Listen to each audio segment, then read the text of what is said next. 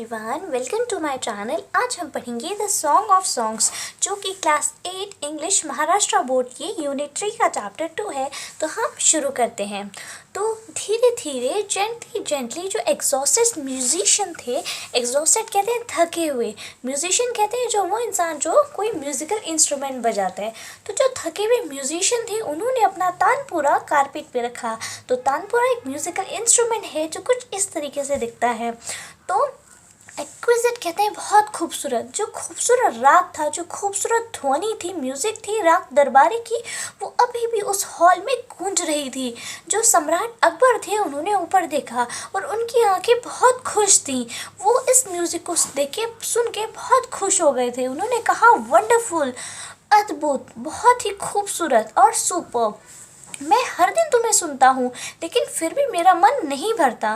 तानसेन बहुत खुश थे क्योंकि जो राजा अकबर थे वो उनकी तारीफ कर रहे थे, इसलिए वो उन्हें धन्यवाद कहने के लिए झुक गए ग्रैटिट्यूड में।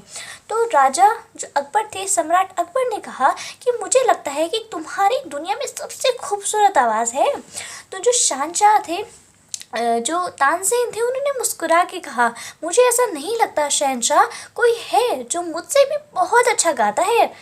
जो अकबर शहंशाह थे, जो सम्राट अकबर थे, उन्होंने कहा अच्छा, सच में? मुझे तो यकीन नहीं होता। अगर ऐसा है तो उन्हें मेरे कोर्ट में गाना पड़ेगा, क्या तुम अरेंज कर सकते हो? तानसेन ने अपना सर हिलाया और कहा कि मुझे डर है लेकिन वो नहीं आएंगे।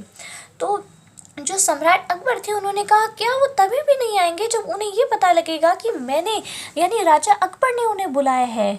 समन कहते हैं बुलाने को। तो वो कहते हैं, तानसेन कहते हैं नहीं, वो तभी भी नहीं आएंगे। तो जो ये रिप्लाई था तानसेन का, हो सकता है इससे कोई और जो राजा है या सम्राट है वो गुस्सा हो जाता। एनरेज्ड कहते हैं गुस्सा हो जाना, लेकिन जो राजा अकबर थे वो बहुत अलग थे। वो जो तानसेन को उस्ताद जी कहते थे। तो उन्होंने कहा कोई बात नहीं उस्ताद जी, और अकबर बहुत मुस्कुराने लगे और उन्होंने तानसेन की आंखों में देख के कहा अगर वो नहीं आएंगे तो हम चले जाएंगे उनके पास, क्या तुम मुझे उनके पास ले जाओगे? तो जो तानसेन थे उन्होंने कहा बिल्कुल सर, मैं आपको ले जाऊंगा, लेकिन एक शर्त पे कि आपको हिंदुस्तान का राजा की हैसियत से वहाँ नहीं जाना है।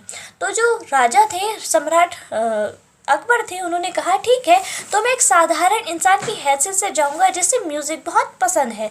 तो जो वो इंसान की बात कर रहे थे जिसकी आवाज़ सबसे खूबसूरत है दुनिया में, वो है संत हरिदास। तो जो संत हरिदास थे वो तानसेन के म्यूज़िक टीचर थे और उन्होंने अपनी ज़िंदगी एक ऑस्ट्री लाइफ जी, यानी ऑस्ट्री मतलब बहुत सिंपल साधारण ज़िंदगी जी, एक हर्मिट की। हर्मिट कहते हैं सन्यासी, यानी वो एक छोटे से हट में रहते थे और सिंपल ज़िंदगी जीते थे लेकिन म्यूज़िक में बहुत अच्छे थे। तो जब तानसेन और राजा सम्राट मतलब सम्राट अकबर उनकी छोटी सी झोपड़ी में पहुँचे तो वो बिजी थे, अपने डेली के जो छोटे छोटे काम थे वो सब कर रहे थे। तो जब जो तानसेन और राजा अकबर ने उन्हें गाने के लिए कहा तो उन्होंने स्माइल की और मना कर दिया। उन्होंने कहा अब मेरी उम्र गाने की नहीं रही।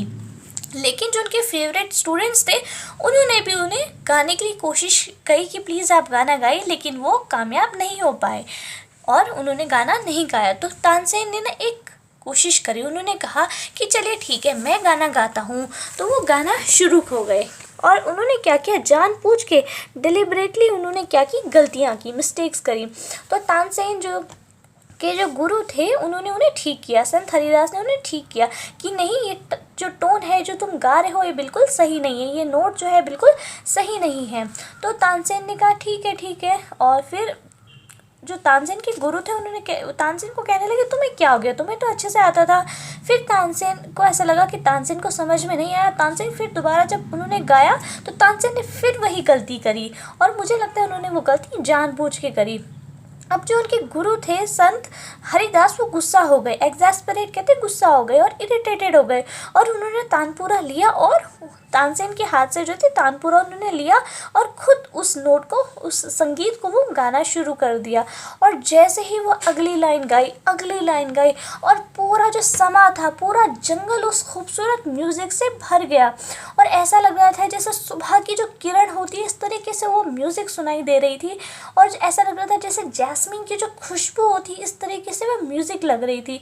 जो राजा अकबर और तानसेन थे उनको सुनते चले गए और ऐसा लग रहा था वो हिप्नोटाइज हिप्नोटाइज हो गए, यानी बिल्कुल खो गए, उन्हें कुछ और ध्यान नहीं था, बस वो म्यूज़िक ही में ही खो गए। और उन राजा जो अकबर थे उन्होंने रियलाइज़ करा कि जो तानसेन थे उन्होंने बिल्कुल सच कहा है। उन्होंने इस तरह की म्यूज़िक कभी नहीं सुनी थी और उन्हें पता ही नहीं था कि भाई ऐसी म्यूज़िक होती है, ऐसे गुरु, थैंक गॉड वो ऐसे गुरु से मिल पाए। और जब वो वापस जा रहे थे तो राजा अकबर ने पूछा तानसेन के से कि तुम ऐसा क्यों नहीं गाते उस्ताद जी। तो वो मैंने बताया आपको, तानसेन को उस्ताद जी कहते थे।